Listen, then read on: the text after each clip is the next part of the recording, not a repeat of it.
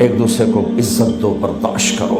میرے نبی نے فرمایا بہترین مسلمان وہ ہے جو بیوی سے اچھا سلوک کرتا ہو، اور بیوی سے فرمایا میری شریعت میں سجدہ ہوتا تو بیوی سے کہتا خامد کو سجدہ کر۔ بہترین صدقہ اولاد کی تربیت ہے۔ پورا گھر میرے نبی نے نقشہ، ہر ایک کی قیمت بتائی۔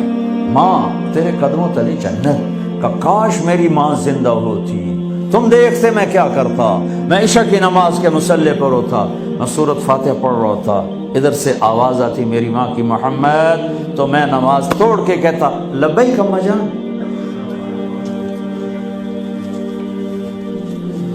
باپ کا تیرے جنت کا دروازہ ہے، باپ تیری جنت کا دروازہ ہے، کھولنا توڑنا نہیں، کھولنا توڑنا نہیں،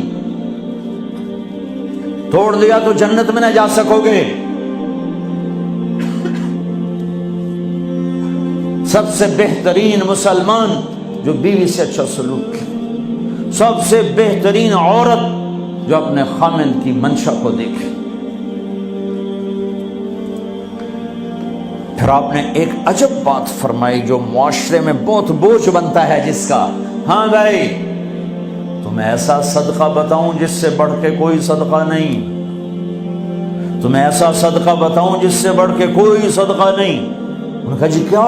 کہا الابنۃ المردودہ، جس کی بیٹی کو طلاق ہو گئی یا بیوہ ہو گئی اور گھر واپس آ گئی ماں باپ کے، یا ماں باپ نہیں ہے تو بھائی ہیں، وہ ایک بوجھ بنتی ہے ماں باپ پر بھی، اور بھائی تو ویسے ہی باغی ہو جاتے ہیں۔ میرے نبی نے فرمایا اس بچی پہ خرچ کرنا کائنات کا سب سے افضل صدقہ ہے۔ گھر، ایک گھر کیسے چلتا ہے؟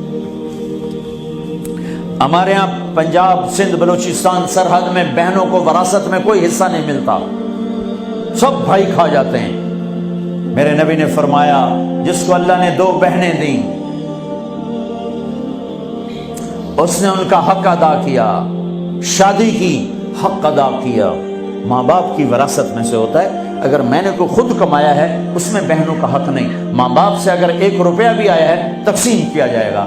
جس نے بہنوں کا حق ادا کیا، شادی کی حق ادا کیا، اس پہ جنت واجب ہو گئی۔ جس کو اللہ نے 3 بیٹیاں دی، اس نے ان کی ڈولی اٹھائی، وہ جنت میں میرے ساتھ یوں ہوگا۔ ایک بولے اگر 2 ہوں، کہ جس نے 2 بیٹیوں کی شادی کی وہ بھی ایسے ہوگا۔ اللہ بھلا کرے۔ ایک صحابی کا کہ جس کی 1 ہو، کہ جس کی 1 ہے، اگر اس نے اس کو عزت سے رخصت کیا تو وہ بھی میرے ساتھ ایسے ہی ہوگا۔ پھر کئی بچیوں کو طلاق پڑی ہے کہ اس کو بیٹا نہیں ہوتا۔ یہاں آنے سے پہلے کا واقعہ، پنڈی سے بچی رو رو برا حال اس کا، میں تو فون سنتا ہی نہیں ہوں ایسے کہ میرا تو کلیجہ پھٹ گیا ہے۔ ہے کہنے لگی کہ سسرال نے کہا تھا بیٹی ہوئی تو طلاق دے دیں۔ میں نے کہا اس میں میرا کیا قصور ہے، اور بیٹی ہی ہوئی اور مجھے طلاق پڑ گئی، اور میں گھر آ گئی 22 سال کی عمر میں۔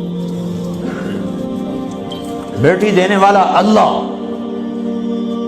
اور ظلم کرنے والا سسرال۔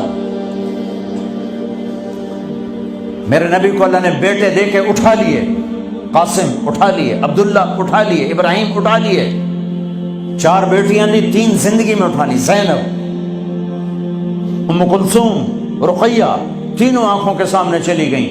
فاطمہ سے نسل چلی، آپ نے فرمایا لوگوں کی نسل بیٹے سے چلتی ہے، میری نسل میری بیٹی فاطمہ سے چلی گئی۔ اس لعنت کو دھویا۔ عورت کا کیا قصور ہے اگر اس بیچاری کو بچیاں ہو رہی؟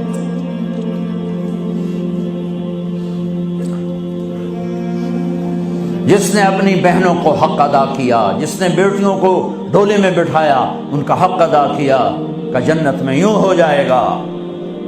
بہنوں کو دینا اتنا ضروری ہے، حرام ہو جاتی ہے روٹی۔ میں نے مولانا جمشید صاحب میرے استاد ہیں، میں نے ان سے تفسیر پڑھی۔ میں ایک دن شہد کی بوتل لے کر گیا، پرانی بات ہے 76-77۔ میں نے کہا حضرت یہ ہدیہ ہے۔ فرمایا کہاں سے لائے ہو؟ کہ میرے اپنے باپ ہے۔ فرمایا تیرے باپ نے اپنی بہنوں کو، تیرے باپ نے اپنی بہن یعنی میری پھوپھیوں کو، تیرے باپ نے اپنی بہنوں کو زمین میں سے حصہ دیا تھا؟ یہ سوال کیوں کیا؟ 10 روپے کی شہد کی بوتل تھی اس وقت، کہ اگر دیا تھا تو یہ میں لے لوں گا، اگر نہیں دیا تو پھر یہ حرام ہے، میں نہیں لوں گا، یہ مطلب تھا۔